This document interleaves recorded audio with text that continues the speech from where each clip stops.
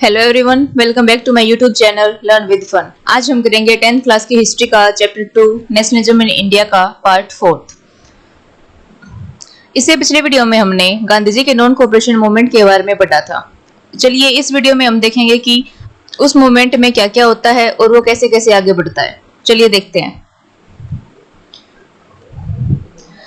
सबसे पहले हम देखते हैं कि यह मूवमेंट शहरों में कैसे फैलता है। शहरों में सबसे ज्यादा मिडिल क्लास के लोगों ने इसमें पार्टिसिपेट किया, यानी कि जो मिडिल क्लास के लोग थे उन्होंने सबसे ज्यादा इसमें भाग लिया इस आंदोलन में। इस मूवमेंट के कारण शहरों के सभी बच्चों और टीचर्स ने स्कूलों में जाना बंद कर दिया, स्कूल और कॉलेज में जाना बंद कर दिया। क्यों? क्योंकि नॉन कोऑपरेशन मूवमेंट में गांधी जी ने क्या कहा था कि हमें ब्रिटिश गवर्नमेंट की सर्विसेज को ना ही इस्तेमाल करना है और ना ही उनके लिए काम करना है। तो इसलिए उन्होंने स्कूल और कॉलेजेस का बायकॉट कर दिया और जो टीचर्स और हेडमास्टर थे उन्होंने रिजाइन भी दे दिया और लॉयर ने भी काम करना बंद कर दिया। काउंसिल इलेक्शंस को भी छोड़ दिया गया, उसका भी बायकॉट कर दिया गया। और जो फॉरेन गुड्स थे उनको भी छोड़ दिया जाता है और जो फॉरेन क्लॉथ्स थे यानी कि जो दूसरे देशों से कपड़े आते हैं उनको जला दिया जाता है। जो फॉरेन क्लॉथ्स का इंपोर्ट था वो आधा हो जाता है, यानी कि जो दूसरे देशों से कपड़े आते हैं हमारे देश में वो आधे हो जाते हैं, उनकी मात्रा कम हो जाती है। और जो मर्चेंट्स और ट्रेडर्स थे वो भी फॉरेन गुड्स को खरीदना और बेचना बंद कर देते हैं, जिसके कारण इंडिया में स्वदेशी कपड़ों का बढ़ना शुरू हो गया।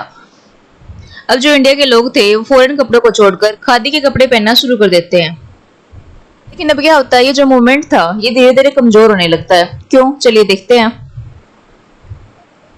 क्योंकि जो खादी के कपड़े थे वो बहुत ही एक्सपेंसिव थे, यानी कि बहुत ही महंगे थे, क्योंकि इनको हाथों से बनाया जाता था और जो गरीब लोग थे वो इसको अफोर्ड नहीं कर पाते थे, यानी कि वो खादी के कपड़ों को खरीद नहीं पाते थे।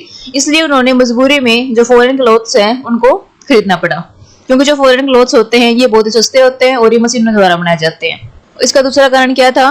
क्योंकि इंडिया में कोई भी स्कूल और कॉलेजेस नहीं थे, जो भी थे सब ब्रिटिश गवर्नमेंट के थे, तो इसलिए स्टूडेंट्स और टीचर्स को मजबूरी में फिर से ज्वाइन करना पड़ा। और जो लॉयर्स थे इनके पास भी कोई ऑप्शन नहीं था और इनको फिर से ज्वाइन करना पड़ा। तो इन्हीं कारणों की वजह से शहरों में जो आंदोलन हुआ था वो कमजोर पड़ने लगा। चलिए अब देखते हैं कि ग्रामीण इलाकों में ये आंदोलन कैसे होता है।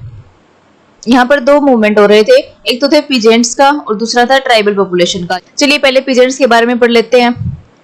जो अवध के पीजेंट्स थे वो वहां के लैंडलॉर्ड्स और ताल्लुकदार से बहुत ही परेशान थे। क्यों परेशान थे? क्योंकि जो लैंडलॉर्ड्स थे वो उनसे बहुत ज्यादा रेंट लेते थे और उनको बेगार के लिए फोर्स करते थे। बेगार का क्या मतलब है?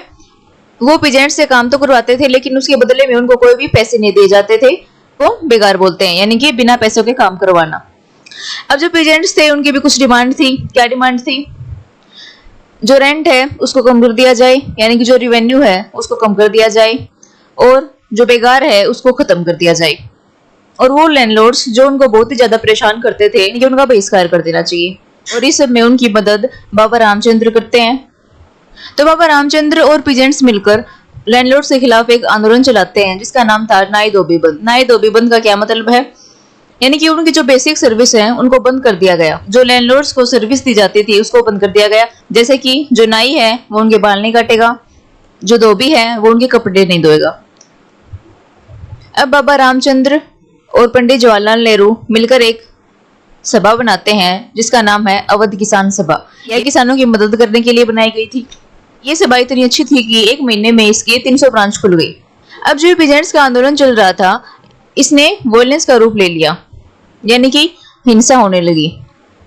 जो लैंडलॉर्ड्स थे उनके घरों पर अटैक किया गया, बाजारों को लूट लिया गया, और जो लोकल लीडर्स थे वो अफवाह फैला रहे थे कि गांधी जी ने उनसे कहा है जो छोटे किसान हैं वो बड़े किसानों की जमीन छीन ले। तो पीजेंट्स के आंदोलन ने वॉयलेंस का रूप ले लिया था। चलिए अब देखते हैं हमारा दूसरा मूवमेंट कौन सा है, ट्राइबल पॉपुलेशन का। ये मूवमेंट आदिवासियों का था। यह मूवमेंट आंध्र प्रदेश के गुडेम हिल्स में होता है। क्योंकि जो आदिवासी थे वो ब्रिटिश गवर्नमेंट से बहुत ही परेशान थे, क्योंकि जो ब्रिटिश थे उन्होंने उनका जंगलों में जाना बंद कर दिया, यानी कि उनको फॉरेस्ट एरिया में जाने से रोक दिया गया, जिसकी वजह से वहां के लोग बहुत ही परेशान थे, जिसके कारण वहां के लोगों का रहन सहन बहुत ही प्रभावित हुआ। क्योंकि वो कई पीढ़ियों से जंगलों में रहना अपना अधिकार समझते थे और वो सोचते थे कि ब्रिटिश उनका अधिकार छीन रहे हैं, और ऊपर से उनको बेगार के लिए भी फोर्स किया गया। अब इनकी मदद अलूरी सीताराम राजू करते हैं। ये कहते हैं कि इनके पास कुछ स्पेशल पावर है भविष्यवाणी करने की, और गोली भी इनका कुछ नहीं बिगाड़ सकती। ये गांधी जी से बहुत ही प्रभावित हुए और इन्होंने लोगों को खादी कपड़े पहनने के लिए कहा। लेकिन ये कहते थे कि अगर हमें देश को आजादी दिलानी है तो वो नॉन वायलेंस से नहीं दिलाई जा सकती। आजादी दिलाने के लिए हमें हथियार उठाने ही पड़ेंगे। तो 1920 में अलूरी सीताराम राजू और वहां के लोग मिलकर एक आंदोलन करते हैं जिसका नाम था गुरिल्ला मूवमेंट। इस आंदोलन में ये पुलिस स्टेशन पर हमला करते हैं और ब्रिटिश ऑफिसर्स को मारना शुरू कर देते हैं। लेकिन 1924 में अलूरी सीताराम राजू को ब्रिटिश के द्वारा पकड़ लिया जाता है और उसको मार दिया जाता है। तो ऐसे जो ट्राइबल पॉपुलेशन का आंदोलन था वो खत्म हो जाता है। चलिए नेक्स्ट टॉपिक देखते हैं। नेक्स्ट टॉपिक हमारा स्वराज इन प्लांटेशन। यहाँ पर क्या था, बहुत सारे वर्कर्स असम के टी गार्डन्स में काम करते थे। लेकिन 1859 के एक्ट, इनलैंड इमिग्रेशन एक्ट के तहत वर्कर्स बिना किसी परमिशन के काम नहीं छोड़ सकते थे। जब इन वर्कर्स को गांधी जी के नॉन कोऑपरेशन मूवमेंट के बारे में पता चलता है तो ये अपना काम छोड़कर भागने लगते हैं और ब्रिटिश गवर्नमेंट को पता चल जाता है। ब्रिटिश इनको पकड़ देते हैं और इनकी खूब पिटाई करते हैं। चलिए आगे देखते हैं। 1922 में एक इंसिडेंट होता है, चोरी चोरा इंसिडेंट। चोरी चोरा की जगह का नाम है जो कि गोरखपुर डिस्ट्रिक्ट में है। यहाँ क्या होता है, बहुत सारे लोग शांतिपूर्ण तरीके से आंदोलन कर रहे थे, लेकिन जो लोकल पुलिस है वो इन पर लाठीचार्ज कर देती है, यानी कि उनकी पिटाई कर देती है। इस बात से लोगों को बहुत गुस्सा आ जाता है और वो पुलिस स्टेशन जाकर वहां पर आग लगा देते हैं, जिसके कारण बहुत सारे पुलिस ऑफिसर्स की जान चली जाती है। जब गांधी जी को इस बात का पता चलता है तो वो नॉन कोऑपरेशन मूवमेंट को वापस ले लेते हैं, क्योंकि गांधी जी कोई भी वॉयलेंस नहीं चाहते थे, हिंसा नहीं चाहते थे। वो सब कुछ अहिंसा की राह पर चलकर करना चाहते थे। आज के लिए बस इतना ही। मिलते हैं नेक्स्ट वीडियो में। अगर आपको ये वीडियो अच्छी लगी हो तो इस चैनल को लाइक, शेयर एंड सब्सक्राइब करें।